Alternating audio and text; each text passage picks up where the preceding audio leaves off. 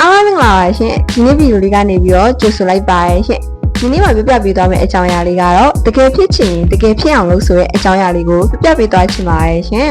အားလုံးကအိမ်မက်တွေရှိကြပါရဲ့အောင်မြင်ကြရဲ့ပိုကောင်းတဲ့နေရာကိုရောက်ချင်ကြရဲ့ဒီနေ့မှာကိုကိုကိုဂုဏ်ယူတဲ့သူတယောက်ဖြစ်ချင်ကြပါရဲ့ဒါပေမဲ့တကယ်တင့်ရဲ့အဲ့ဒီအိမ်မက်တွေကြွားမှာကြွာချတာက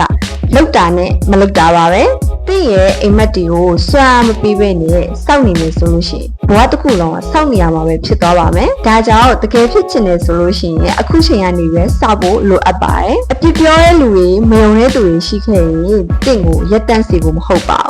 ဘူးပုံမခိုင်မာစေဖို့ပဲဖြစ်ပါတယ်တင်းတခုခုလောက်တော့မယ်ဆိုရင်နောက်ကျနေလားဆိုပြီးတော့မစိုးရင်ပါနဲ့အဓိက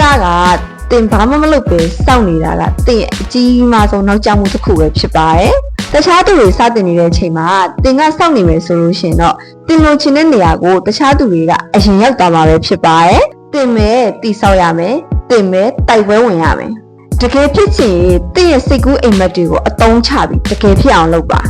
တခါရဲ့အောင်မြင်ဖို့မလိုပါဘူးနှိမ့်စင်နည်းနည်းစီလောက်တာနဲ့တနေ့မှာအံ့ဩစရာကောင်းလောက်အောင်ပြောင်းလဲသွားမှာပါအဓိကမရက်တန့်ဖို့ပါပဲ